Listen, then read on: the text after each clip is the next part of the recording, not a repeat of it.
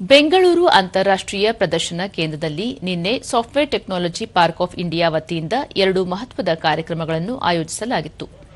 ಈ ಕಾರ್ಯಕ್ರಮದಲ್ಲಿ ಎಸ್ಟಿಪಿಐ ಮಹಾನಿರ್ದೇಶಕರೊಂದಿಗೆ ಸ್ಟಾರ್ಟ್ಅಪ್ಗಳ ಸಂವಾದ ಮತ್ತು ಪ್ರತಿಷ್ಠಿತ ಎಸ್ಟಿಪಿಐ ಐಟಿ ರಫ್ತು ಪ್ರಶಸ್ತಿಗಳ ಪ್ರದಾನ ಸಮಾರಂಭ ನಡೆಯಿತು. ಕಾರ್ಯಕ್ರಮಕ್ಕೆ ಆರೋಗ್ಯ ಮತ್ತು ಕುಟುಂಬ ಕಲ್ಯಾಣ ಸಚಿವ ದಿನೇಶ್ ಗುಂಡೂರಾವ್ ಹಾಗೂ ಗ್ರಾಮೀಣಾಭಿವೃದ್ಧಿ ಮತ್ತು ಪಂಚಾಯತ್ ರಾಜ್ ಸಚಿವ ಪ್ರಿಯಾಂಕ್ ಖರ್ಗೆ ಚಾಲನೆ ನೀಡಿದರು. ಕಾರ್ಯಕ್ರಮದಲ್ಲಿ ಎಲೆಕ್ಟ್ರಾನಿಕ್ಸ್ ಮತ್ತು ಮಾಹಿತಿ ತಂತ್ರಜ್ಞಾನ ಸಚಿವಾಲಯದ ಅಭಿಷೇಕ್ ಸಿಂಗ್, ಕರ್ನಾಟಕ ಡಿಜಿಟಲ್ ಆರ್ಥಿಕ ಮಿಷನ್ನ ಅಧ್ಯಕ್ಷ ಬಿವಿ ನಾಯ್ಡು ಸೇರಿದಂತೆ ಐಟಿ ಕ್ಷೇತ್ರದ ಹಲವು ಗಣ್ಯರು ಪಾಲ್ಗೊಂಡಿದ್ದರು. ಬಳಿಕ ಬಿಐಇಸಿಯ ಮಾನಿನ್ ಹಾಲ್ನಲ್ಲಿ ನಡೆದ ಕಾರ್ಯಕ್ರಮದಲ್ಲಿ ಭಾರತದ ಐಟಿ ಮತ್ತು ಐಟಿ ಸಕ್ರಿಯಗೊಳಿಸಿದ ಸೇವೆಗಳ ರಫ್ತು ಕ್ಷೇತ್ರದಲ್ಲಿ ಅತ್ಯುತ್ತಮ ಸಾಧನೆ ಮಾಡಿದ ಕಂಪನಿಗಳನ್ನು ಗುರುತಿಸಿ ಎಸ್ಟಿಪಿಐ ಐಟಿ ರಫ್ತು ಪ್ರಶಸ್ತಿಗಳನ್ನು ನೀಡಲಾಯಿತು.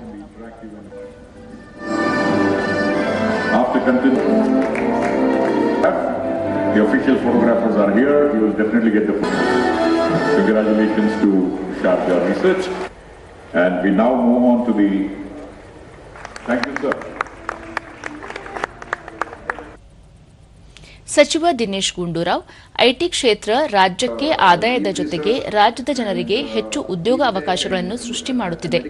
ಸುಮಾರು 40ರಿಂದ 50ರಷ್ಟು ಐಟಿ ಕಂಪನಿಗಳ ಸೇವೆಯನ್ನು ಕರ್ನಾಟಕ ಸದುಪಯೋಗಪಡಿಸಿಕೊಳ್ಳುತ್ತಿದೆ ಎಂದು ಸಂತಸ ವ್ಯಕ್ತಪಡಿಸಿದರು.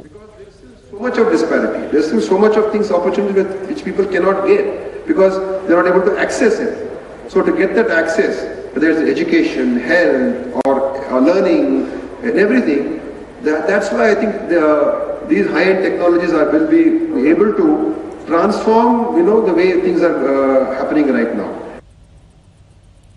ನಂತರ ದೂರದರ್ಶನದೊಂದಿಗೆ ಎಸ್ಟಿಪಿಐನ ಮಹಾನಿರ್ದೇಶಕ ಅರವಿಂದ್ ಕುಮಾರ್ ತಂತ್ರಜ್ಞಾನ ನಾವೀನ್ಯತೆ, ಉದ್ಯಮಶೀಲತೆಯ ಪ್ರೋತ್ಸಾಹ ಮತ್ತು ದೇಶದ ಐಟಿ ರಫ್ತು ಹೆಚ್ಚಿಸುವಲ್ಲಿ ಸ್ಟಾರ್ಟ್ಅಪ್ಗಳ ಪಾತ್ರದ ಮಹತ್ವದ ಬಗ್ಗೆ ವಿವರಿಸಿದರು.